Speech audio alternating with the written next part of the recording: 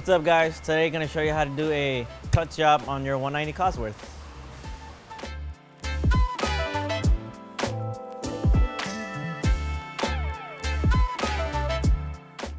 So before you even lift the car, disconnect the battery.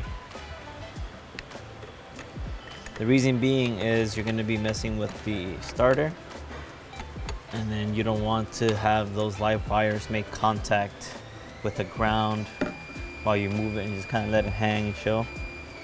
So remove the battery, no arcing, no possible fires. Alright, so first things first is pretty much any other rear wheel drive car. Exhaust, drive shaft, heat shield are the first things you want to start with. So the main difference with this transmission is going to be the shifter linkage, because it is a dog box style transmission. I'll show you more about it and how to properly mark it so you don't get mixed up, because there's pretty much 3 different linkages all working together. I'll show you exactly how that looks once we get to that, but go ahead and get started. So right now I'm pretty much starting with the differential for now. Differential. The drive shaft. So it's a 17 on one side and then a 15 on the other.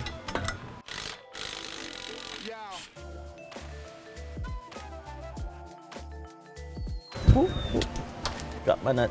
Next, gonna remove the exhaust. So I'm just gonna remove it from this point forward, just because the back half will be supported, and that's just extra work you don't have to do.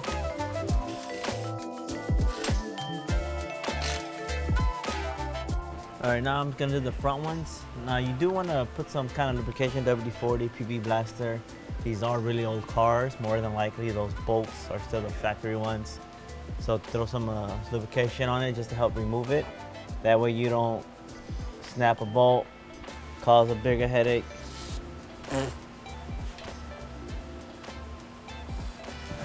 And then next I'm gonna remove this undercover just to give me a little bit more room, and when this comes down, it's not in my way.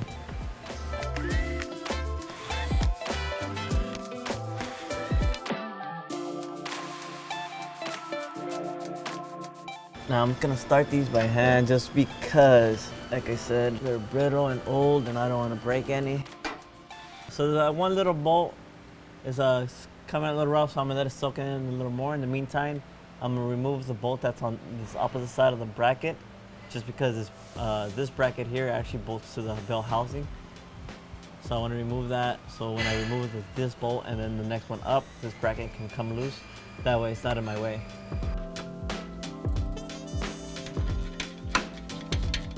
Just gonna add this here for a little support. And then while you're letting those soak in for a little bit longer, you want to go ahead and remove the O2 sensor.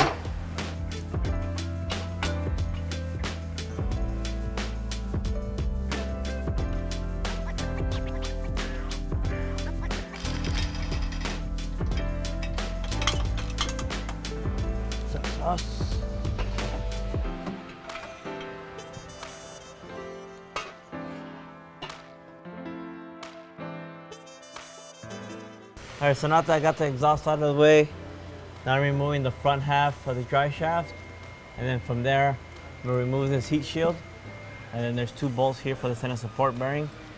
You want to leave the center support bearing last. It'll start to sag and then you're gonna be fighting it. If you leave the center support bearing on, it's gonna give you that support, so like you can work on the opposite ends. And then once you have all the bolts off on opposite ends, you remove that, then you can easily wiggle it out and get it out of your way.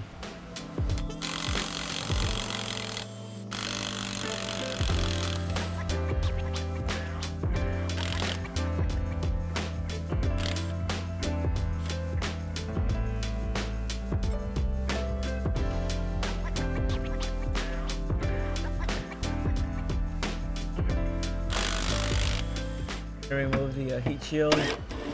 There's 4/8 on all 4 corners.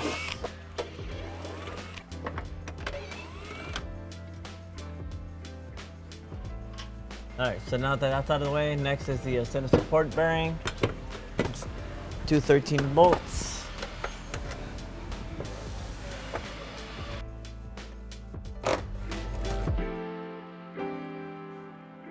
So when moving the drive shaft, the Guibo actually has a little dowel pin where it registers. So you want to do is what I did, I put a pry bar in there and I put some pressure. Then I got a little small mallet and I slowly tap until it came loose. Just do that on both ends and then it'll come free.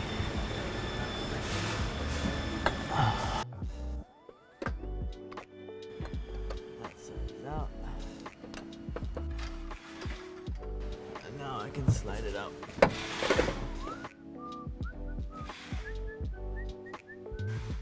So here's the interesting part of the shifter linkage. So you can see you have the three actual shifter linkages.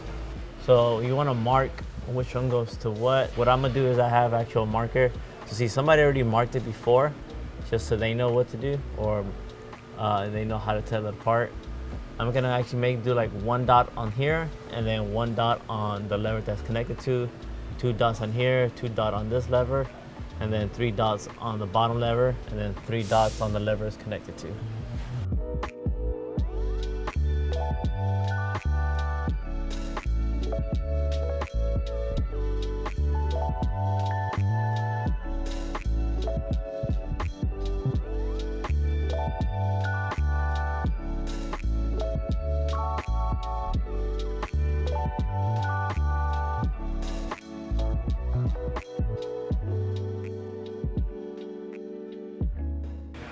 So the way they're held on is pretty much a clip. So you get a flat head, turn it kind of clockwise or clockwise, and then you push it out.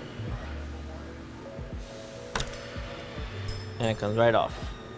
The same thing, turn it, push, comes right out. Last one, turn it, push, comes right out.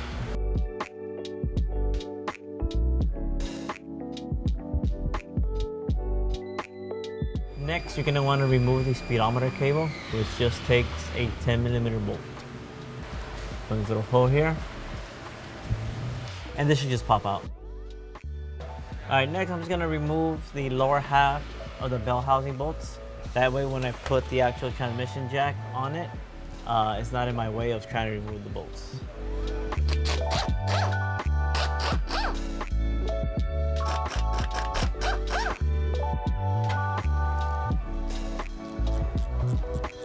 So when you're removing the bell housing bolts, just be aware that some are longer than the others. Like for example, this is a starter bolt, so it's almost twice as long as the regular bell housing. So just keep in mind, make sure you know where they go. All right, so now that I removed about half the bell housing bolts, now I'm ready to remove the actual transmission mount. So when I do this, I'm just going to remove it. It's going to be the 4 bolts here, and then the 2 bolts here. So this is the actual transmission mount. This is just for the brace. So I'm gonna remove these 4. I'm gonna leave the mount actually connected to the transmission. So I'm gonna remove this, and I'm slowly gonna lower the trans off the pole jack. You probably, if you're doing this on the floor, you can do it with your jack. And then from here, what I'm gonna do is I'm gonna lower it down even more and expose more of the bolts, the bell housing bolts up top. And I'm probably gonna remove as many as possible and just leave 2. Once it's just 2 there, that's why I'm gonna put the actual transmission jack on it, strap it down, and then shoot the last 2 off.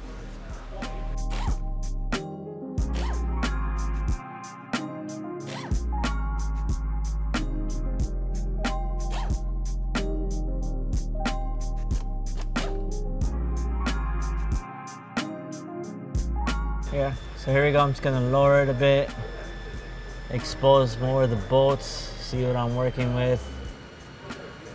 So this bolt is on the passenger side. As you can see, the exhaust is right here. So I'm gonna remove this bolt as well. And then there's one more starter bolt on the opposite side. And then there's gonna be 2 more up top that I'll show you that I'm gonna leave for last. So the far 2 bolts, I'm gonna leave for last. There's 2 more on the left side. One is probably hard, the far left one is probably hard to see with the angle. But there's 2 more. There's 4 total. So the 2 on this side, I'm gonna leave for last. The 2 on this side, I'm gonna remove right now. Because it's the trans tunnel and all that, it is kind of tight to work with, and you're gonna wanna use really long extensions. So for example, if you might have to combine a couple of these, I actually have a really long one for stuff like this. Let me go grab that and I'll show you to you. So I actually have this really long one, and what's neat about this one is actually it's a locking and things just won't fly off. So if you try to pull it, it won't come off. You have to actually pull this back, then it'll release it. Definitely a good tool to have, especially stuff like this, because when you hit it with the impact or your tool, sometimes it falls off and then you have to fish for it on top of the transmission. So it's a 17.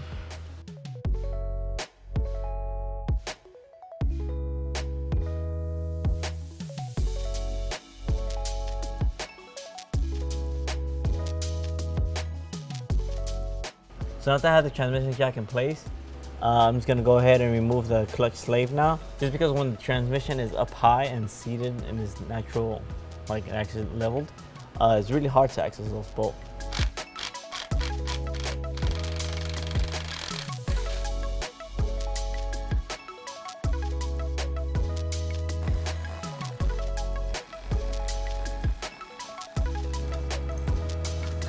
And there's the second one. And just pull it out of the trans, you kind of just hang out there. Just because the line does go from one side of the transmission over the actual trans to the other side. So once you actually start to pull down the transmission and remove it and separate it from the actual engine, you'll be able to just kind of unhook it and then let it chill there. So right now I'm just gonna put this actual strap around the transmission and strap it down to the transmission jack. It's just for extra safety, so the transmission doesn't want to like get flimsy and fall off the jack. If you're doing this on the regular pump jack, they do sell these adapter plates where you can take off the pad on the end and actually attach a piece that looks like this on it, or you can buy an actual just transmission jack, but I don't know if that's worth it for the money. All right, now that I have it all on the transmission jack, support is strapped down, I'm removing the last two bolts. All right, so once all the bolts are removed, you just kind of want to shake it a bit. Try to get a little bit of a crack into between the transmission and the actual motor.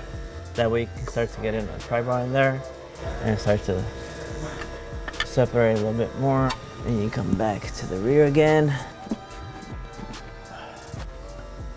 Nice and slow, nice and slow. All right, now that the transmission is out the way, so we're gonna remove the pressure plate, clutch, and flywheel. It's gonna be 6 bolts for the pressure plate. And then that should come off together with the actual disc.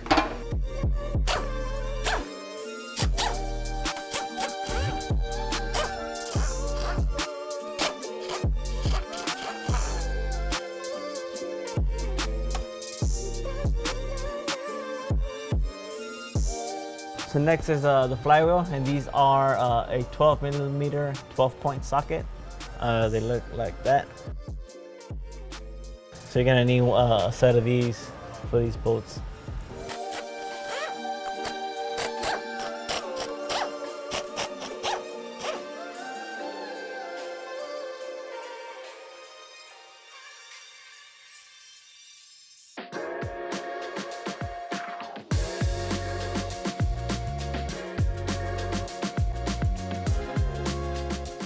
So I'm going to take over for Tito now, and I'm going to start with the installation process. He took everything off, got it ready to go. We're going to start with getting the bolts and hardware ready to go and the torque specs. So we're starting out with the flywheel. This is 11 pounds. It's meant for the M103, M104 motors, and it's a really, really nice piece. So it's going to save a lot of mass on the flywheel, so acceleration should be considerably better. But always keep in mind that with a lightweight flywheel, it's always going to de-accelerate as violently as it picks up as well. So you're supposed to be using a 228mm clutch with it, but it is a really nice piece. So that's going to be pretty cool. And then we're going to be installing the clutch. And we're pairing up that beautiful flywheel with a beautiful clutch assembly. So this is a 6-puck clutch, and it's going to be a little bit more aggressive on the street, but for our track application use, it's going to be really, really good. It is going to affect how the clutch engages for street, but it's something that, you know, you can adjust to. Let's get to it.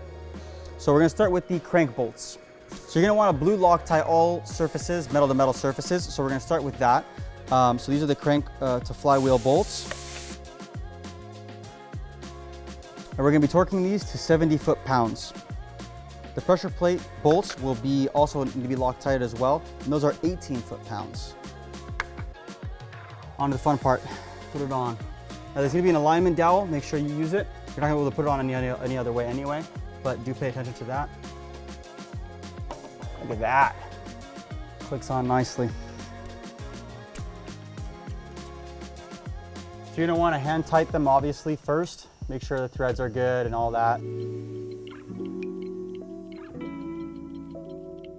So what I like to do is at least start it with one of these little guys first. That way you just make sure everything's nice and seated before we take out the torque wrench. Obviously with this type of arrangement, you should always, crisscross just as if you were tightening up, lug nuts. So start with that. Going across.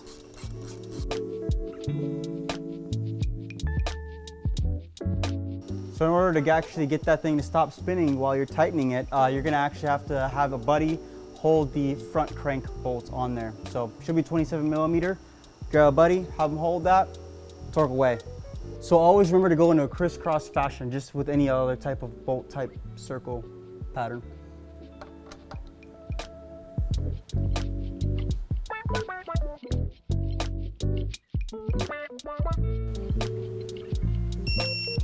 Remember to use brake clean when you're all done, so that way any mating surfaces have to be really clean. So brake cleaner and have at it.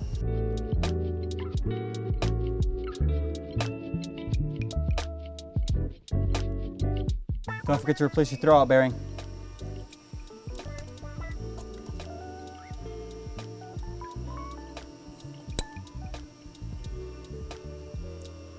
So remember that the flat side goes on the flywheel, spout goes towards pressure plate, just like that. So with the alignment tool in there, now we're gonna put the pressure plate on and we'll start to torque the bolts.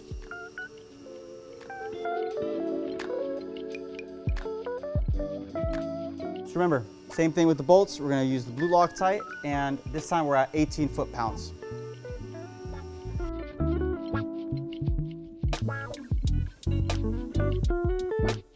All right, so now we're gonna install the pressure plate bolts. 18 foot-pounds is what you gotta torque it to. Again, use blue Loctite, and I prefer to, start it by hand with a little stubby ratchet, so that way we can at least, get it close and then torque it down.